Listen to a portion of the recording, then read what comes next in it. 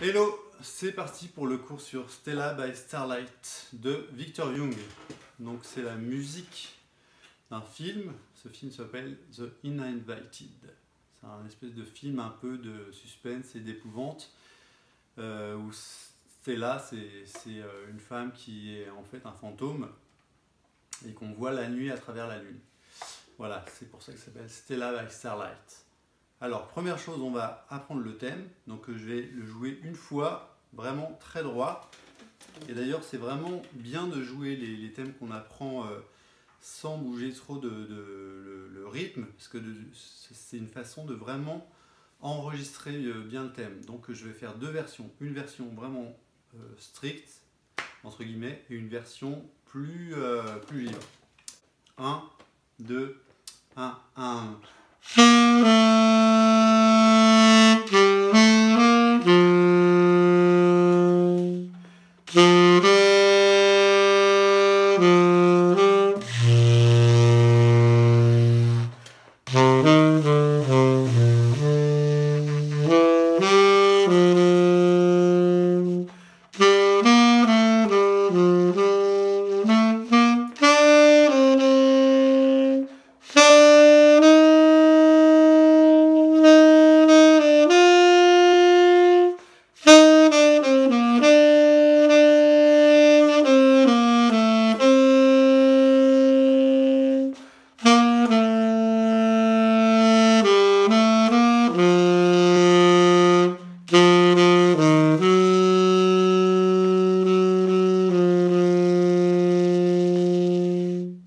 Donc je vais prendre le métronome pour bien veiller à ne pas bouger le tempo.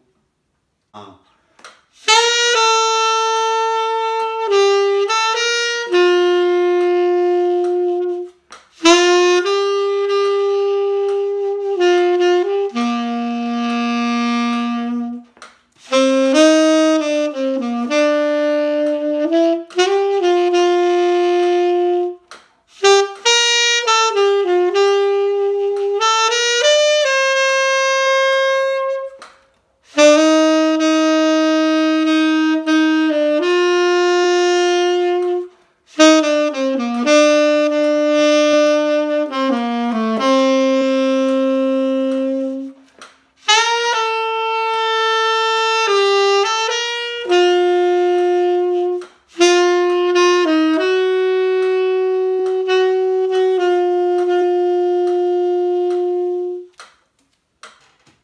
Voilà, donc là j'ai un peu bougé le rythme sur le thème, mais j'ai pas rajouté de notes. On verra plus tard pour rajouter des notes. Donc maintenant qu'on a le thème, on va jouer sur l'harmonie.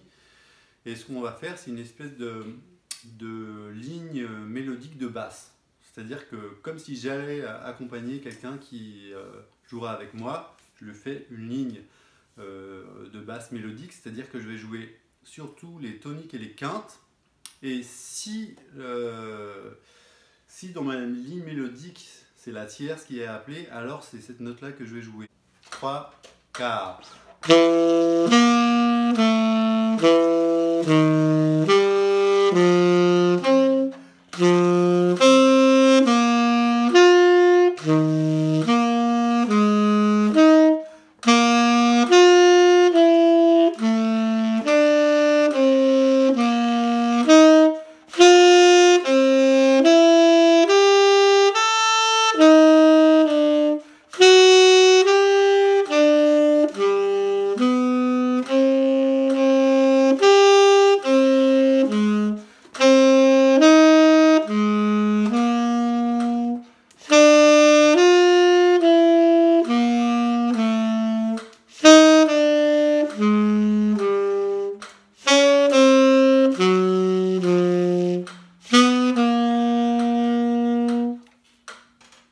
Voilà, alors juste une petite explication pour les 8 dernières mesures où ce qui se passe, c'est que je rajoute un triton qui fait qu'on a un chromatisme entre une note et une tonique. Alors, donc ce qui marche comme mouvement harmonique, c'est les mouvements en quarte ou en quinte, mi, la, ré, sol, do, etc. Chromatiquement, do, si bémol, la bémol. Donc je peux rajouter en fait un mouvement comme ça, et c'est ce que je fais sur les 8 dernières mesures, où je fais Fa dièse, Do, Si. Là on est sur Si, 7, et on doit aller sur Mi. Donc ça veut dire que je vais jouer Mi comme note d'arrivée. Et donc je sais que je peux faire un chromatisme, parce que ça sonne bien un chromatisme, donc je vais faire Si, Fa, Mi. Du coup, le Fa, c'est le triton de Si, donc ça marche particulièrement bien, et on entend bien la ligne mélodique.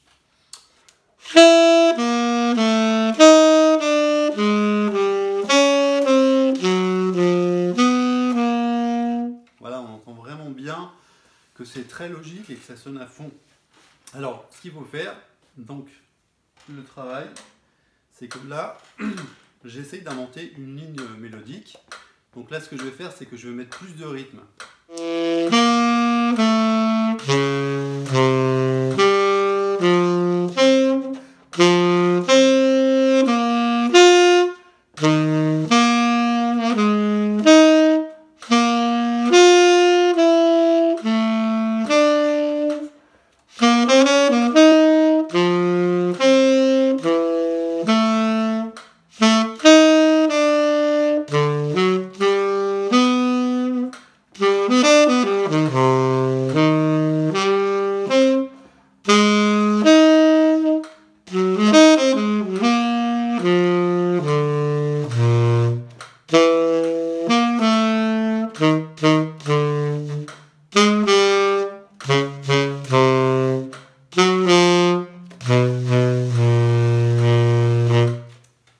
Voilà, c'est vraiment un travail important, je trouve, pour entendre les lignes de basse et entendre les toniques des accords. Alors, l'exercice suivant que je propose, c'est de rejouer le thème, mais en incorporant des petites notes de passage. Et ça, c'est vraiment un boulot intéressant, parce que en fait, on va jouer à chaque fois qu'on pourra le faire, la septième d'un accord qui va sur la tierce. C'est-à-dire, la plupart du temps, c'est la septième d'un accord mineur qui va sur la tierce de l'accord de dominante qui suit.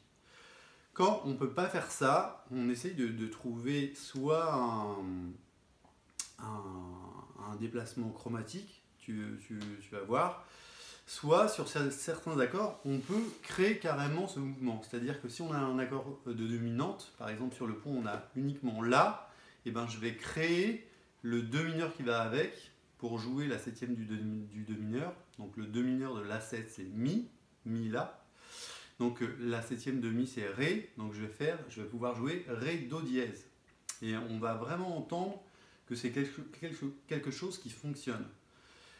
Pareil sur l'accord de Si bémol qui est après, on pourrait jouer Mi bémol et Ré, puisqu'on pourrait rajouter Fa mineur, Si bémol.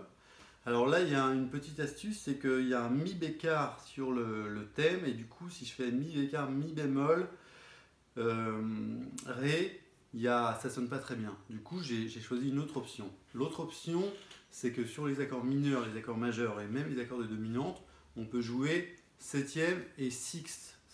On entend quand même une résolution quand on fait ça sonne très bien. Donc je vais le faire. Dans un premier temps, je joue le thème et j'incorpore les petites notes de passage. 1, 2, 1, 1.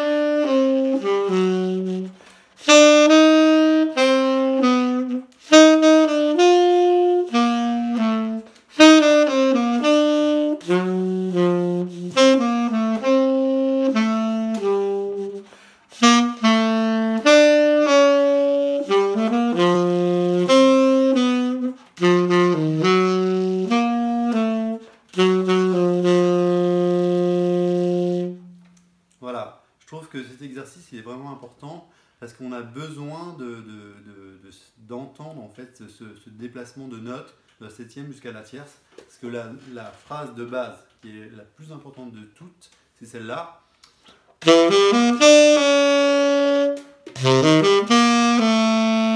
Et là, je fais les notes du haut, justement.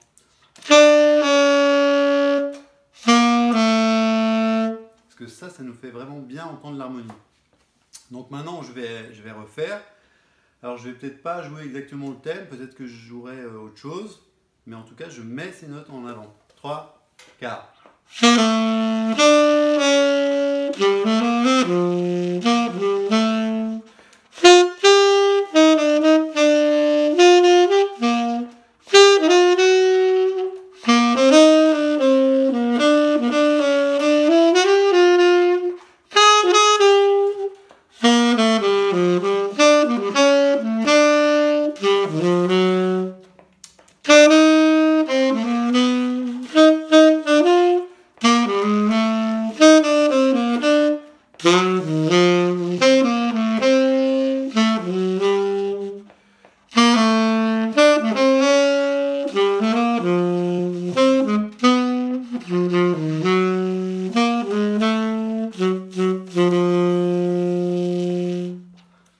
Voilà, c'est vraiment des petites choses qui sont vraiment importantes. Alors il y a plusieurs façons d'aller de la 7e à la tierce. Et d'ailleurs j'ai joué la phrase plusieurs fois. Ça c'est vraiment des choses à avoir dans son vocabulaire et d'avoir sous les doigts. Ensuite, le travail que tu peux faire par rapport à ça, c'est directement de jouer des lignes mélodiques avec ces notes-là.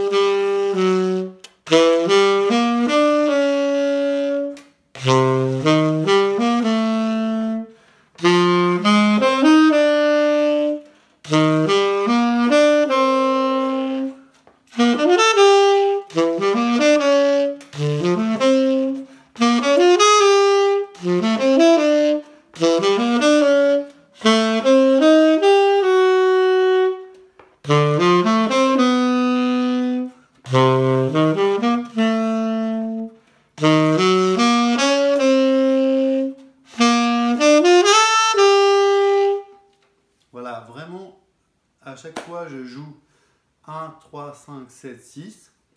Et si je suis sur un accord de dominante, à ce moment-là, je rajoute son do mineur. Le prochain exercice, c'est de garder que les accords importants et de jouer les éléments de langage de Barry Harris qui font sonner la grille. Donc, j'ai marqué tous les éléments de langage. Alors, ce qu'on sait, c'est que quand il y a un 2-5, on garde que le 5. Donc du coup, j'ai viré tous les accords qui étaient des do mineurs, qui allaient avec un 5e degré. Par exemple, Fa dièse Si, je garde que Si. Ré Sol, je garde que Sol. Sol Do Fa, je garde que Do 7, Fa majeur. Voilà, des petites choses comme ça. Alors on y va. 1, 2, 1, avec le métronome. 1, 2, 3.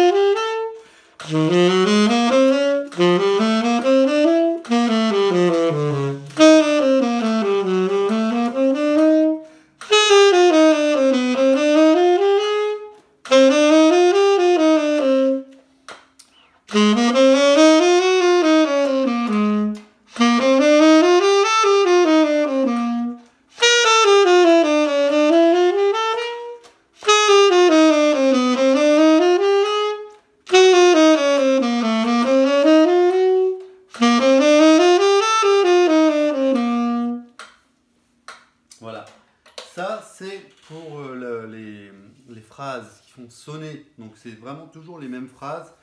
Pour un accord de dominante bémol 9, on a une phrase particulière à jouer pour faire sonner l'harmonie. Pareil pour les accords 7, sans bémol 9, pareil pour les accords majeurs, etc.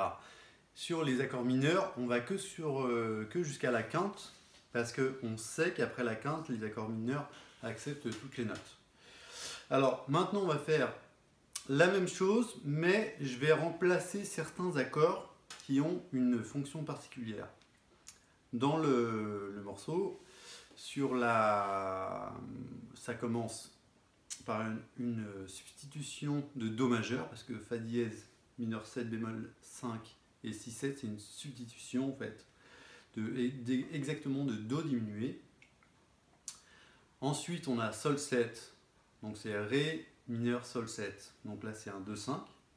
Ensuite, on va au lieu d'aller sur le 1, on va sur le 1-7, c'est-à-dire Do 7. Pourquoi on va sur le Do 7? Parce que cet accord, transformer l'accord de tonique en accord de dominante, ça nous permet d'aller au 4e degré.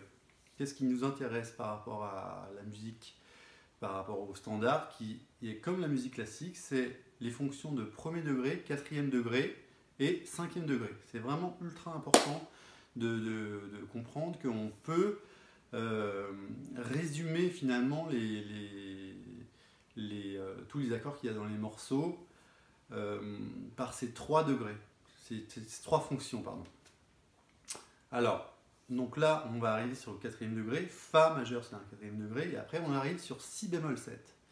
Si bémol 7, il a un Do mineur important, donc si Si bémol 7 c'est un accord de dominante, alors son 2e degré c'est Fa mineur. Alors ce qu'on fait pour les accords importants, il y a 2 possibilités, c'est soit un 1er degré, soit un 2e degré. Si c'est un 2e degré, c'est exactement les mêmes notes que Si bémol 7, mais en commençant par Fa, Fa, Sol, La bémol, Si bémol, Do, Ré, Mi bémol, le 2-5 habituel.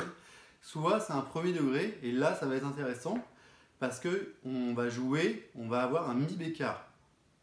Et ce Mi bécard, il va nous permettre de jouer entre guillemets, une liaison sur Si bémol 7, ce qui fait que ça enregistre l'harmonie. Ensuite, le truc qui est super avec ce truc de fonction, c'est qu'on est donc sur le 4e degré Fa majeur, et le degré mineur, c'est Fa mineur. Donc ça va être facile en fait d'improviser à ce moment-là, parce qu'on pourra quasiment jouer la même phrase en changeant juste la tierce. Et ce qu'il faut comprendre aussi, c'est que sur tous les standards, il y a ce 1er degré, ce 4e degré et ce 5e degré. Ces fonctions-là, elles sont tout le temps dans les morceaux. Donc on continue dans le morceau, après on a Do majeur, Si 7, Mi mineur. Alors là, le Mi mineur, il faut bien comprendre que il y a plusieurs façons, 1er degré, 2e degré, mais il y a une autre possibilité aussi, c'est que souvent on dit que les 3e degrés, c'est la même fonction que le 1er degré. Donc c'est un peu comme si on avait Do majeur, Si 7, Do majeur. Ensuite, on va aller sur Sol majeur. On sait que le 4e degré de Sol majeur, c'est Do mineur. Et en fait, dans cette mesure-là, normalement, les accords qu'on a, c'est Do mineur, Fa 7. Donc, on a 2 possibilités. Jouer Do mineur, Do, Ré, Mi bémol, Fa, Sol, La, Si bémol, ou Do mineur, 1er degré, Do, Ré, Mi bémol, Fa, Sol, La, Si bécard. Et du coup, ça c'est vraiment important parce qu'on va pouvoir avoir le choix des couleurs dans ce Si ou ce Si bémol, c'est-à-dire la tierce de l'accord d'après. Et voilà, je te l'ai marqué de toute façon sur la part et tu vas voir comment ça sonne vraiment super bien. Et des fois de penser le 4e degré au lieu du degré dominant, ça change vraiment des choses mélodiques. Alors, je te joue donc c'est vraiment les éléments de barriérisme, mais avec les 4e degrés. Et ce que j'ai rajouté aussi à la fin de la grille, c'est une petite astuce qu'on fait assez souvent, c'est qu'au lieu de jouer Ré, Sol, Do, on fait chromatiquement Mi bémol, La bémol, Ré, Sol, Do. On y va. 3, 4.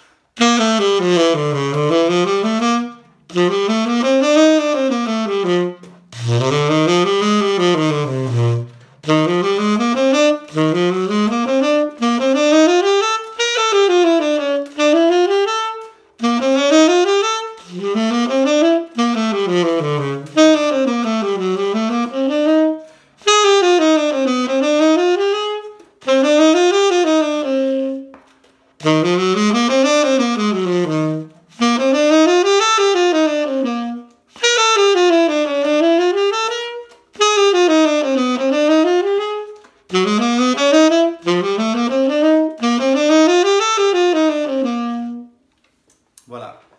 Donc on voit bien que quand il y a ce quatrième degré et 4 mineurs, ça sonne vraiment super bien, c'est vraiment une très belle approche.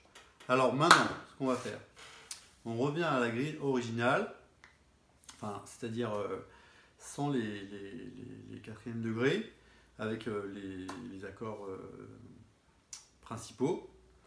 Et là, je construis des phrases. Alors le but du jeu, c'est de construire des phrases à partir de la tonique. C'est vraiment ultra important de jouer des phrases à partir de la tonique parce que ça nous permet d'être sûr d'entendre une phrase à partir de sa base, à partir de la base de l'accord.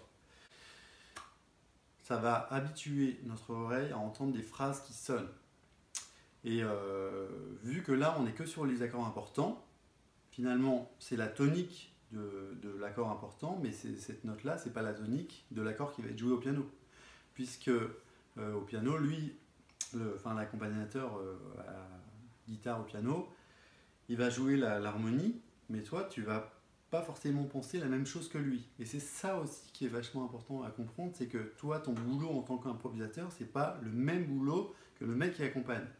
C'est-à-dire que tu n'es pas du tout obligé de jouer les mêmes accords que celui qui accompagne. Ce qu'il faut, c'est que ça marche, que les deux marchent ensemble en fait.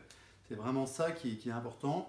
Et c'est pour ça qu'on voit que là, on joue que les accords importants, même si le pianiste il joue tous les accords et que nous on en joue un sur deux, ça sonne super. Ça sonne vraiment super. Alors on y va. Je te joue mon exemple et puis après j'en ferai un. Donc là, sur le coup, c'est un solo sur 2 mesures, parce que pour moi, c'est vraiment le secret de la structure, de bien comprendre la structure, c'est de faire des phrases sur 2 mesures. Et puis, j'ai mis aussi des chromatismes. Alors, à quoi ça sert les chromatismes? Les chromatismes, ça sert à faire sonner les notes importantes sur les temps. C'est-à-dire que, par exemple, il y a un moment, je suis sur une note, je sais que là, je vais arriver sur la tonique ou la tierce, et je vais devoir rajouter des chromatismes pour qu'on entende bien les notes, pour qu'elles tombent bien au bon moment. C'est vraiment à ça que servent les chromatismes. 1, 2, 1, 2, 3.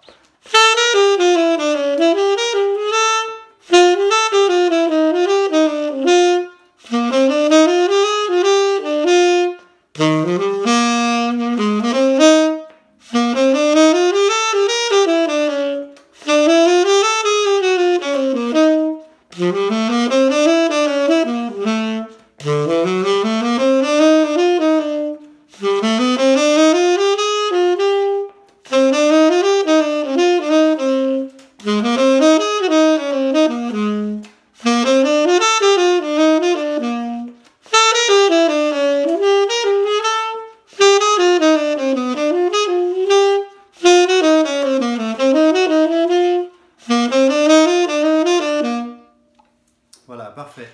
Donc tu as remarqué qu'à la fin, vu que c'est les mêmes séquences d'accords qui se répètent, je fais 3 fois la même phrase. Et ça aussi, c'est vraiment un super boulot parce que ça te permet de transposer les phrases en direct et vraiment de bien entendre, de bien les entendre. Voilà, tout simplement. Quoi d'autre? Ah oui, sur les accords 7 bémol 9, quand je pars de la tonique et que je monte, je fais pas la bémol 9 en fait, je la fais pas parce que déjà la note tombe pas sur le temps, donc elle n'a pas d'importance, mais pour moi je préfère entendre que parce que en fait il y a vraiment si on fait le fa bécard, ça sonne plus de faire le fa dièse, ça sonne neutre, alors que le fa bécard il annonce quand même une couleur en fait qui est trop marquée en fait. Voilà. Alors, ce que je vais faire maintenant, c'est que, et c'est ce que tu dois faire aussi, c'est une fois que tu as bossé l'exemple, bah, c'est à toi de créer des phrases. 1, 2, 3.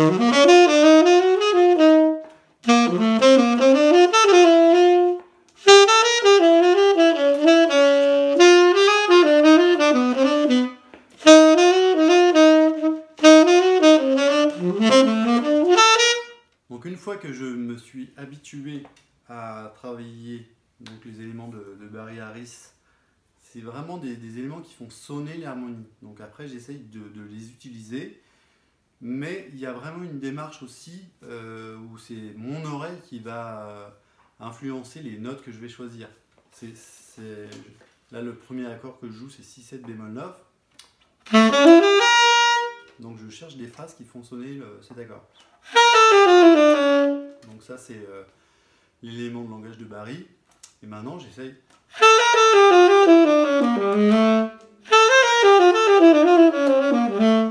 Et encore une fois, c'est vraiment important de commencer sur la tonique pour être bien ancré sur la base de l'accord. Et après, tu peux chercher...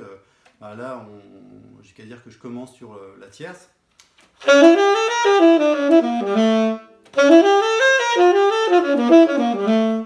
Et je reviens toujours sur la tonique de l'accord parce que ça éduque mon oreille à bien entendre la phrase, à bien entendre les notes sur lesquelles je suis passé et surtout à résoudre.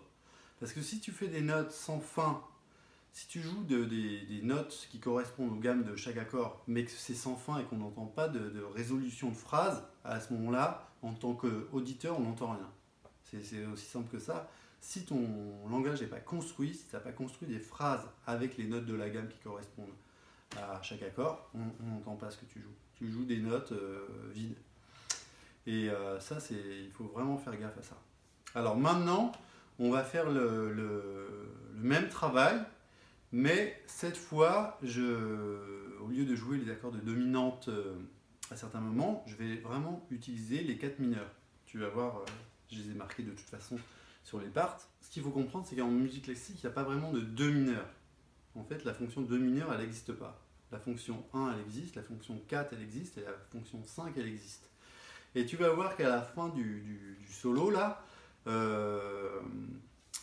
j'ai commencé ma phrase sur la tierce de Fa dièse mineur 7 bémol 5, mais en fait, quand je commence par la tierce de Fa dièse mineur 7 bémol 5, c'est comme si je commençais par... Donc c'est un La, et le 4e degré, finalement, d'un 2-5, Fa, Si, Mi, le 4e degré, c'est La. Donc La mineur, Si, Mi. Et du coup, c'est un peu comme si je pensais aux toniques des accords et plus aux notes que je vais changer dans les accords.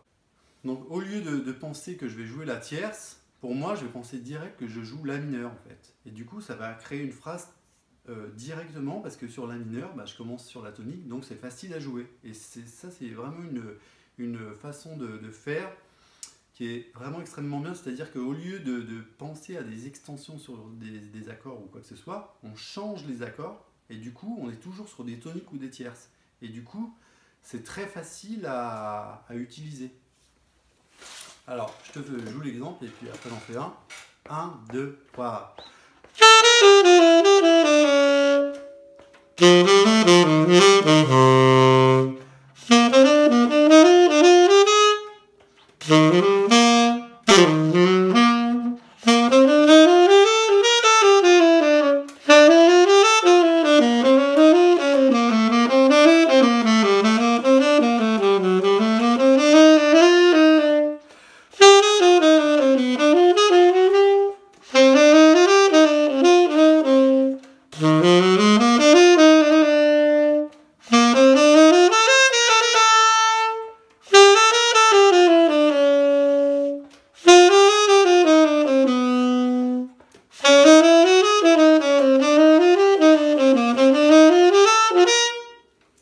Voilà, tout est limpide, tout coule de source. Donc c'est ça qui est super en changeant aussi, en connaissant en fait les trucs et astuces finalement pour changer les accords, c'est que c'est d'une telle logique que l'auditeur il est emmené avec toi dans les phrases que tu joues, quoi.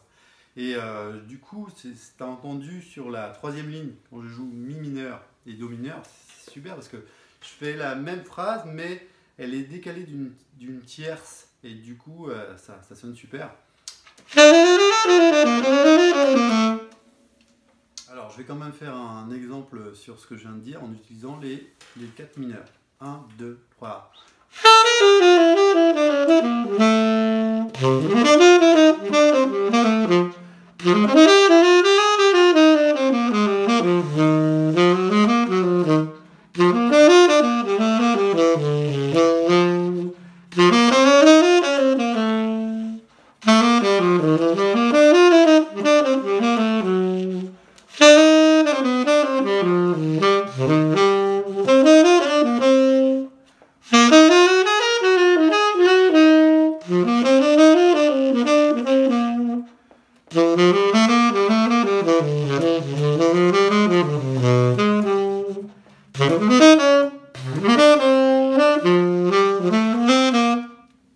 Donc là, sur les 8 dernières mesures, je suis vraiment passé par les toniques.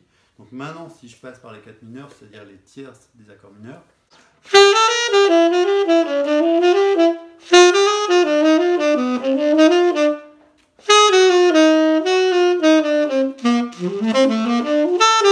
encore, 1, 2, 3.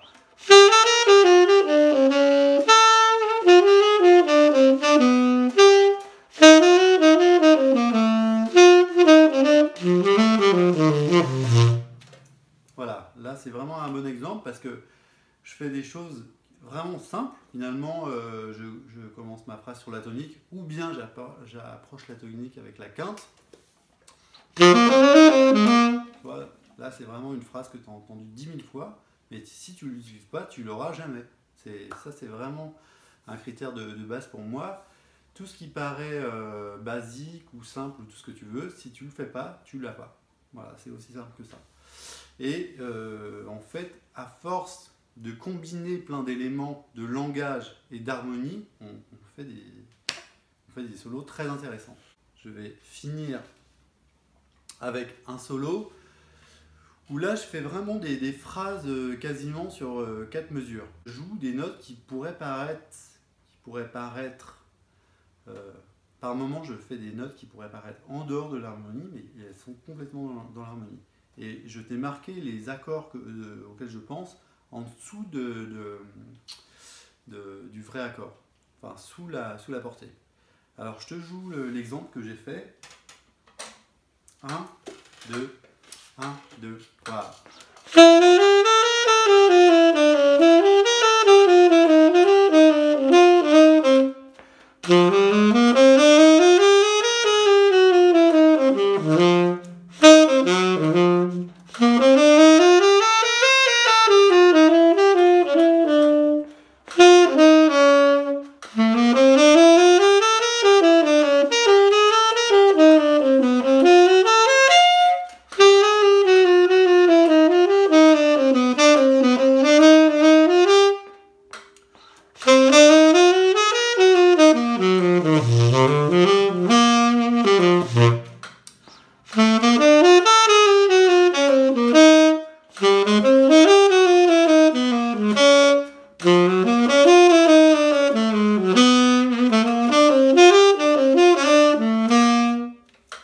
Voilà, donc là on joue assez lentement, mais du coup comme ça tu peux bien entendre les phrases. Alors tu vois, toutes les phrases je les commence pratiquement toutes sur les toniques. C'est vraiment encore une fois très important parce que ça m'habitue à avoir des points de repère très forts, et c'est ça qui va me permettre aussi d'entendre les notes qu'il y a au-dessus de la tonique. Alors, ce que j'ai bien aimé sur ce solo, c'est qu'il y a un moment, j'ai le 4 majeur et ensuite le 4 mineur. Et du coup, ça me permet de faire la même phrase et de changer que la tierce. Et ça, là, c'est vraiment super beau, quoi. Pareil, sur mi mineur, je sais que j'ai ma phrase de mi mineur et ensuite j'ai ma phrase de do mineur. Donc j'ai fait une phrase qui ressemble, c'est pratiquement les mêmes notes. Voilà, ça c'est vraiment comment développer une idée, transformer une idée d'un accord à un autre en gardant pratiquement les mêmes notes mais en changeant d'altération. Ensuite, pas mal de chromatisme pour faire tomber les notes importantes sur les temps, comme sur le pont, tu vois. Sur le correspond, là je joue tonique, septième, et j'arrive sur la quinte augmentée, qui est une des notes qu'on peut jouer sur cet accord-là. Mais il y a deux possibilités en fait sur cet accord-là, c'est que soit on fait donc l'élément de langage de Barry, et l'autre possibilité qu'on a, c'est de jouer la gamme par ton.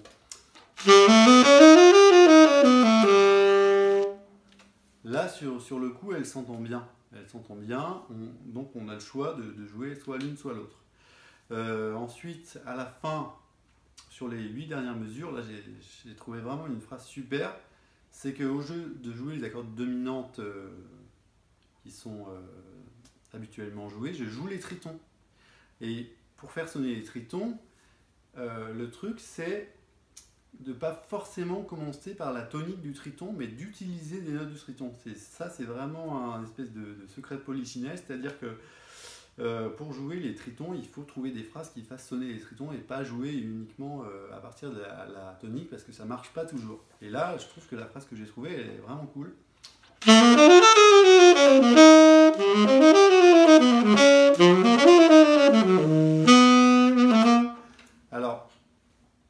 Alors, ce qui se passe aussi, c'est que à la fin, au lieu de finir sur le Do et de faire un Do assez long, j'ai rajouté une petite phrase issue de la gamme pentatonique. Et là, c'est une phrase que j'ai trouvée il n'y a pas longtemps et que je trouve absolument géniale.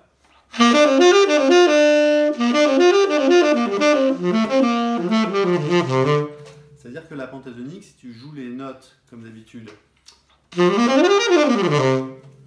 c'est super, c'est joli, mais là, quand tu écartes les notes, tout d'un coup, tu rentres dans un autre monde. C'est-à-dire que la pentatonique, c'est peut-être une gamme qui est facile à jouer au départ, mais qui est ultra importante. Et dès que tu travailles dessus, dès que tu écartes un peu les notes, là, c'est carrément, tu trouves vraiment des très belles choses.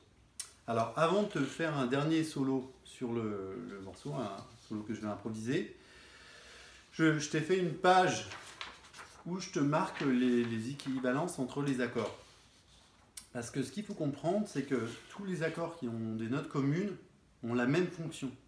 Tu vois, Fa dièse mineur, 7, bémol 5 et Ré 7, ils ont la même fonction parce que ils ont des notes, ils ont 3 notes communes. Donc là, tu vois, je t'ai marqué les accords équivalents qui ont les mêmes fonctions. Maintenant, je te joue un petit solo où il y aura tout ce dont on a parlé. 1, 2, 1, 1.